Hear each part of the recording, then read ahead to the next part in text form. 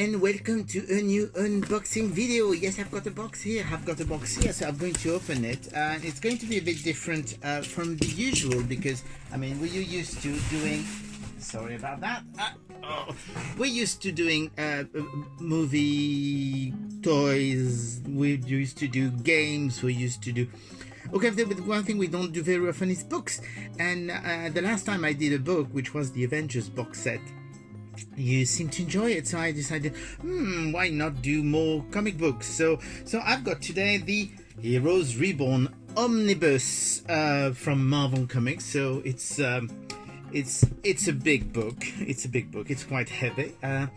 And to give you an idea of what Heroes Reborn was, back in the 90s, Marvel was really in dire financial difficulties, let's say, and some of their comic books were not selling at all, so they were a bit desperate, and desperation calls for quite difficult measures to take, and they decided to actually give 4 of their properties to another company as a license to do the comic books for them. So they contacted the people from Image Comics, who had left Marvel a few years before in a very not very nice way, I have to say, to create Image.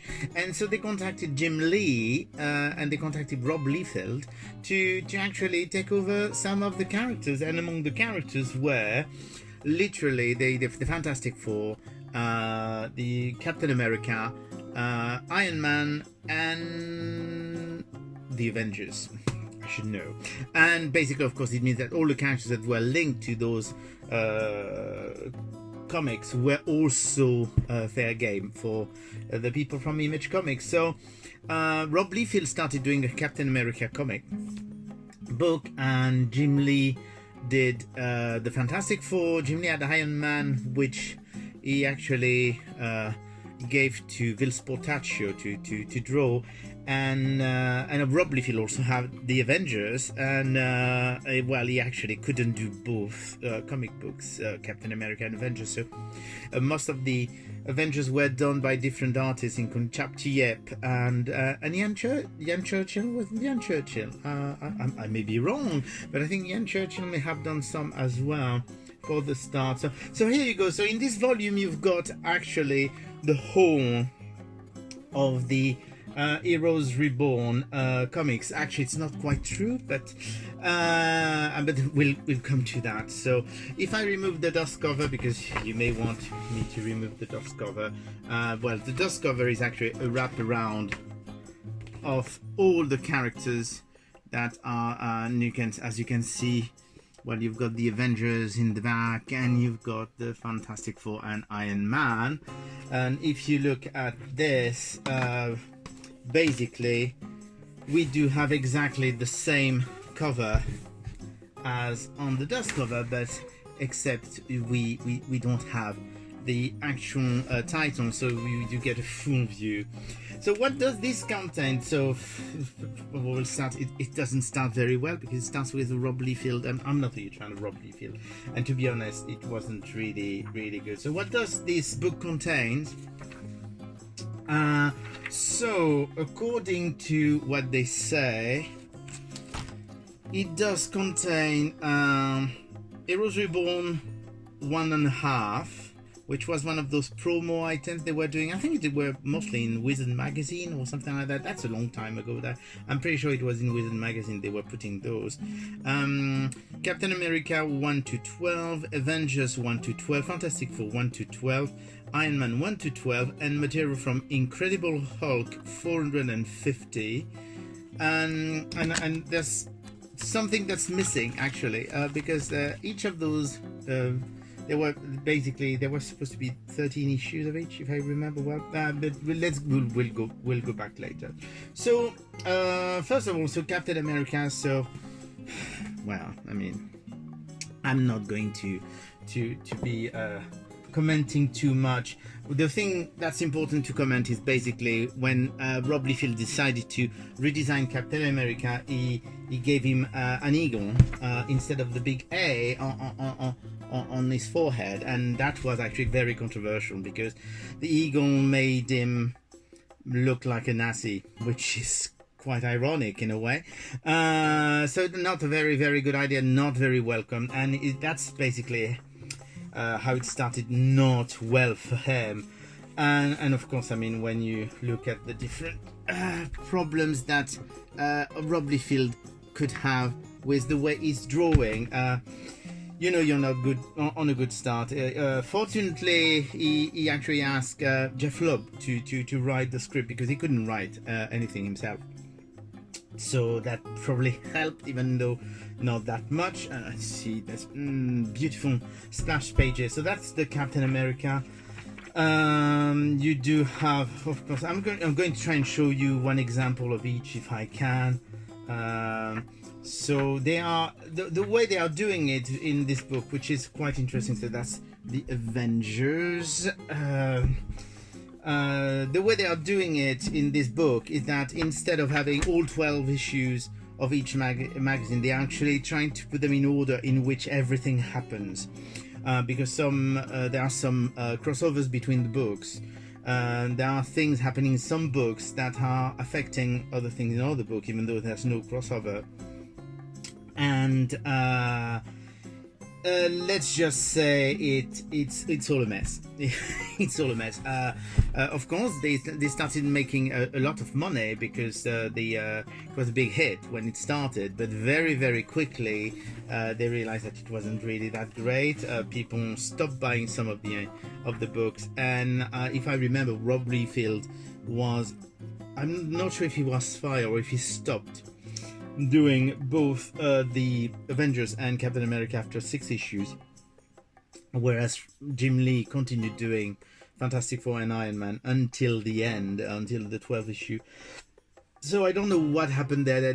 At the time it was said that he had been fired because he couldn't do the numbers or something like that, but and that basically the contract could be renegotiated after 6 issues. I don't remember, maybe you know, and you can basically put a comment below and explain.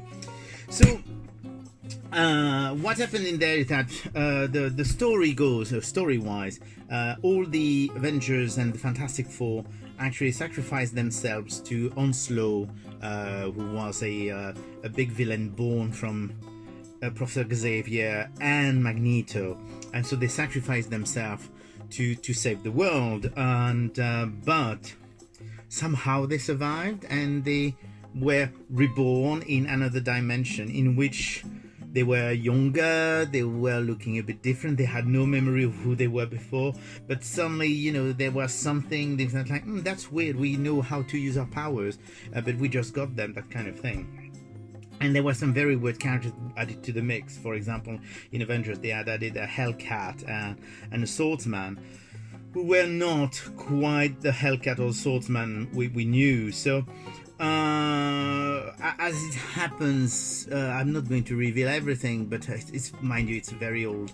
So spoiler alert, basically Franklin Richard, when everyone had sacrificed themselves, managed with his big superpowers to actually keep those people alive in a pocket universe.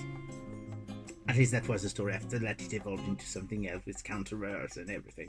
So all of those characters are sort of reliving stuff, because I mean, if you look at the stories that they have, you actually see the original stories with, I mean, Avengers, you've got Loki, and then you've got Kang the Conqueror and everything. I mean, everything goes back the way it happened in the original comics, but they were retelling the story in a different way. Same thing with the Fantastic Four. And Iron Man was a bit different because they actually started to change the story of Iron Man to an extent. It wasn't really good. You had also a character who was very weird, which was the Hulk, because the Hulk wasn't there as well, even though he didn't have his own comic book. But it appeared that the Hulk was split in half, so one half was still in the regular Marvel universe and the other half was in this pocket universe. So it was like sort of a radioactive doorway or something like that. And basically, at the end of the day, after about 12 issues, it was decided to actually reabsorb all the characters in the regular Marvel universe. So all in all, I mean, it's fun to read. It is fun to read. It's not very good. The Fantastic Four is probably the best of the 4 series. Avengers is sort of okay, mind you, because from issue number 7, after actually it's Walt Simonson taking over the writing, so it does improve the writing, but it's still not really that great. Captain America was probably the worst, and Iron Man was barely readable as far as I'm concerned. So after 12 issues, so if I'm looking at the book, you've got the 12 issues that they are saying of each magazine. You do have some bits, for example, I mean, you do have this Incredible Hulk annual, but you don't have the full story, because basically people in the Marvel Universe started to realize something was not quite right with those people who had died, and that maybe they hadn't died. So there was some bleeding of this Pocket Universe into the regular Marvel Universe, and with characters appearing. There was someone appearing to Jean Grey in the X-Men. You had, of course, Doctor Strange with the Hulk, and who actually visited the Pocket Universe, and who could see, well, as you can see, here you go, that's the, so you do have this little story. However, what I'm really annoyed with is that it's supposed to be an omnibus, so an omnibus is supposed to be a complete story and contain everything, but it doesn't. It's actually missing 2 things as far as I'm concerned.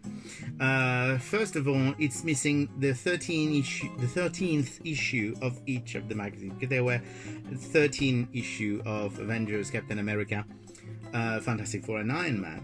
But the last 4 issues were actually a crossover with the Wildstorm universe. So basically you had Wildcat and all those people appearing and doing a crossover with the Marvel Universe. I suppose that's why they didn't put the 13th issue of each of the magazine. I mean, it makes sense on a copyright